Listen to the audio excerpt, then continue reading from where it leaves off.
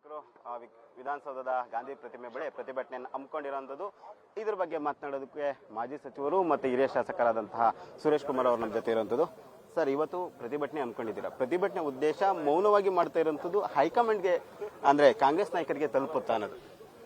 ನೋಡಿ, ನಾವು ಒಂದು ವಾರದ ಹಿಂದೆ ಫ್ರೀಡಂ ಪಾರ್ಕಲ್ಲಿ ಬಿಡದಿ ಒಂದು ಏನು ಟೌನ್ಶಿಪ್ ಇದೆ ಅದರ ವಿರುದ್ಧ ರೈತರ ಧ್ವನಿ ಏನಿದೆ ಅದಕ್ಕೋಸ್ಕರ ನಾವೊಂದು ಹೋರಾಟ ಮಾಡಿದ್ವಿ.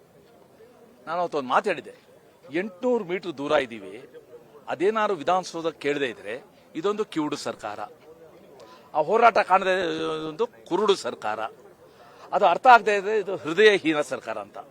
ಸೊ ವಿಧಾನಸೌಧದ ಆವರಣದಲ್ಲಿ ಗಾಂಧಿ ಪ್ರತಿಮೆ ಬಳಿ ನಾವು ಹೋರಾಟ ಮಾಡ್ತಾ ನಮ್ಮ ಭಾವನೆಗಳನ್ನ ತಿಳಿಸ್ತಾ ನಿನ್ನೆಯಿಂದ ಉಂಟಾಗ್ತಾ ಇರುವ ಅರಾಜಕತೆ ಇದು ತಕ್ಕದಲ್ಲ ಅಂತ ಹೇಳಿದ್ರೆ, ಇದು ಕೇಳದೇ ಇದ್ರೆ ಇದೊಂದು ಸಂವೇದನಾ ರಹಿತ ಸರ್ಕಾರ ಅಂತ ಗೊತ್ತಾಗುತ್ತೆ. ನಾವು ಈ ಕುರಿತು ಈ ರಾಜ್ಯದ ಒಂದು ಒಟ್ಟಾರೆ ಒಬ್ಬರು ಕಸ್ಟೋಡಿಯನ್ ಯಾರಿದ್ದಾರೆ ಅವರಿಗೆ ನಮ್ಮ ಮನವಿನ ನಾವು